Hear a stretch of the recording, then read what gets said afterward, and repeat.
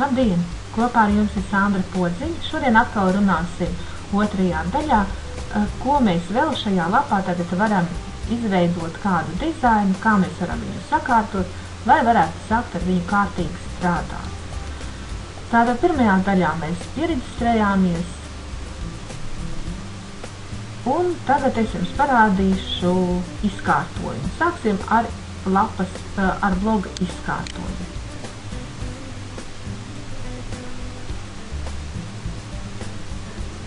Šeit jums pašiem arī vajadzēs paskatīties, pamainīt, pabakstīties, un tad jūs varēsiet paši izveidot tādu blogu, kāds jums tiešām pašam patīk. Tā, bloga izkārtojums. Spiežam uz vējiņu noformētāju augšā.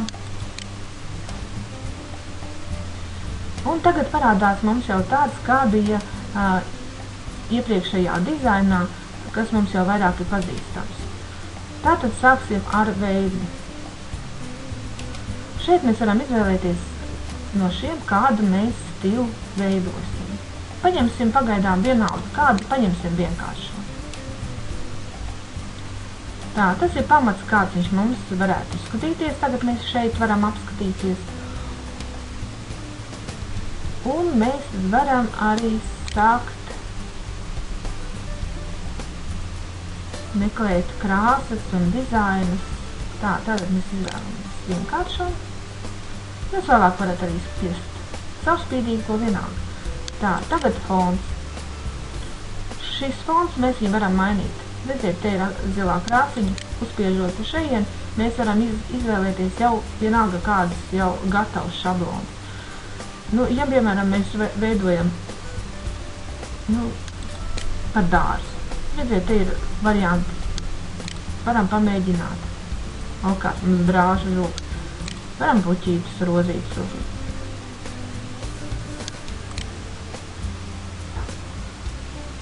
Tā. Mēs vienkārši izvēlamies, kurš mums labāk patīk. Un spiežam gatavs. Tā, tātad fons mums ir. Nākošais ir pielāgot platumu. Platums tas ir, cik liels mums būs galvenā lapa, kurā mēs rakstīsim rakstus, un otrā sadaļa labajā pusītē. Tātad šeit mēs varam bīdīt un skatīties, cik mēs gribam platu, kas mums, redziet, ja mums tas apmierina, spiežam lietot emuārā, lai saglabātos. Tā, to mēs saglabājām. Tagad nākošais mums būs izkārtojums. Šeit mēs varam izvēlēties, kādas izkārtojumu mēs, vai nu tādu, kur būs tikai viena lapa pa vidu, varam uzspiest un apskatīties, būs tikai viena tāda lapa pa vidu. Nekādas sānu sadaļas nebūs. Es iesaku izmēģināt šo ar vienu sadaļu, bet varat mēģināt arī vēlāk, kur abās pusītēs būs sadaļa. To jūs paši tad skatīsieties, kā jums patīk. Paliekam pagaidām pie šī. Un kājienas izkārtojums, tas ir šī apakšiņa. Vai nu būs viena tāda rinda, vai divas uz pusītēm. Paliekam arī pie tās. Un saglabāt arī lietotiem ārā. Tā, nākošais mums ir augstākā versija, spiežam.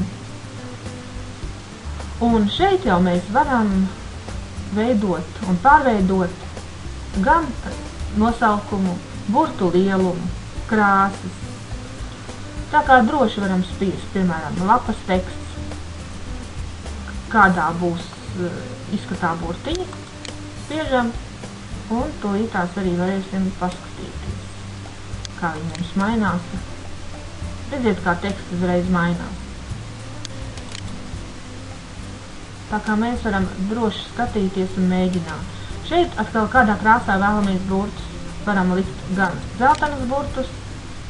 Redziet, uzreiz teksts pārmainījās, palika tāds zeltainīgi brūns. Varam likt melno, pelēko. Tas ir atkarībā no tā, kādā krāsā mums būs lapa pati, kāds būs fons un kā tas viss kopā skatīsies. Kāpēc esmu lasījusi, ka cilvēkiem vieglāk uztveramā ir zilā krāsa, tā kā varat mēģināt izmantot zilo krāsu, kas ir pārāk tādas spilgtas, indīgas, cilvēkiem nesevišķi varbūt tās patīk, ir jāskatās tā, lai cilvēki ilgāk uzturētos jūsu blogā un lai viņiem būtu ērta lasīšana. Tad mēs te varam visu spiest un visu mainīt. Tā, lapas fona krāsa, redziet, mums ir tā brūnā. Fona krāsa, tā ir lapas krāsa, tā kā mēs varam apstīties. Redziet, kāda pelēka uzreiz palika. Ļoti labas ir pelēkās. Pelēkās krāsas arī cilvēkiem ir tīri labi uztverams, tā kā varam palikt arī pie tās. Saites.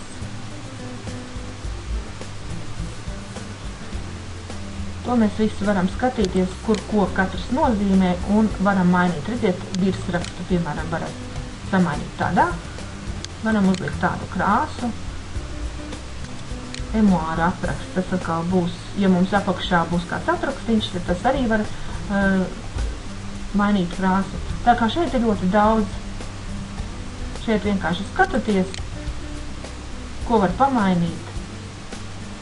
Burtu lielumu var likt dubultā, lai būtu, redziet, treknāki burtiņi. Te var likt lielākus, lai cilvēkiem vieglāk lasām. Tā kā visu, ko var mainīt. Kad esat šeit visu padarījuši, spiežiet lietot emuārā, lai tas saglabātos.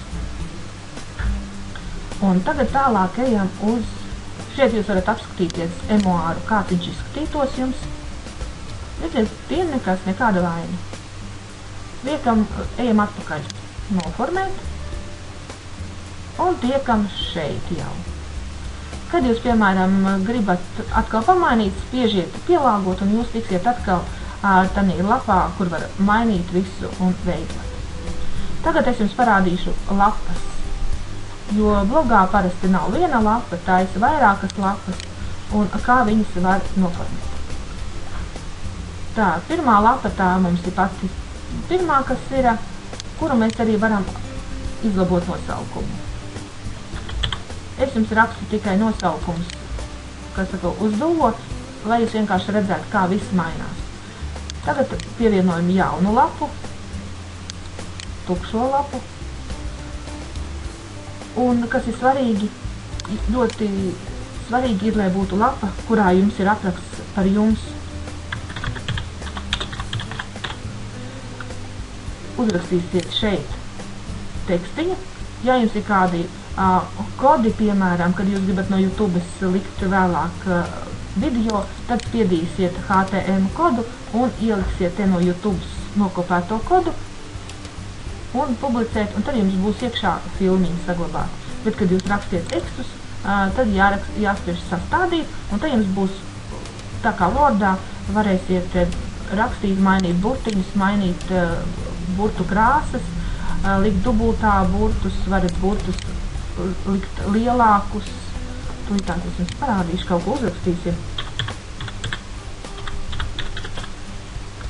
Kā var mainīt.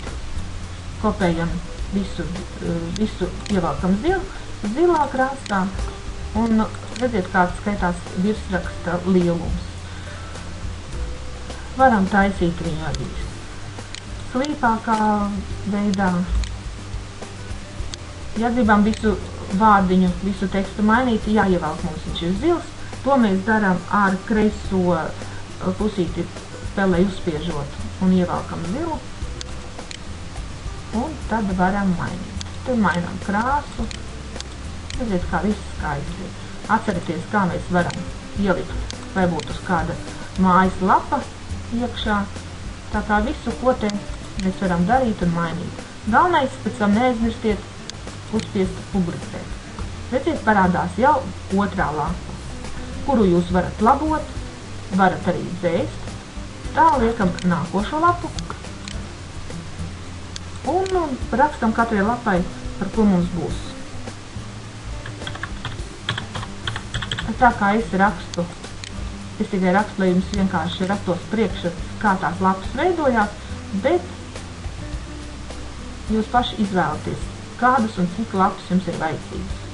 Tā, un šī jūs varat noformēt, kur jums lapas parādīsies, vai no augšējā virslapas vai maliņā. Man patīk šeit augšā. Un saglabāt izkārtojumu. Un šeit mēs varam apskatīties, kāds izskatās emuārs. Redziet, kur augšā ir lapiņa. Es par mani biznesu, un uzspiežot, cilvēks tiks uz to lapu, kur jūs būsiet par sevi uzrakstījuši. Uzspiežot uz nākošo lapu, viņš varēs apskatīties, ar ko jūs nodarbojaties. Un tā tālāk. Un, lai tiktu atpakaļ, spiežam noformēt un tiekam atkal uz starta lapas, kur varam visu tālāk rakstīt. Pagaidām beigšu līdz nākošai reizei. Ar jums bija kopā Sandra Pociņa.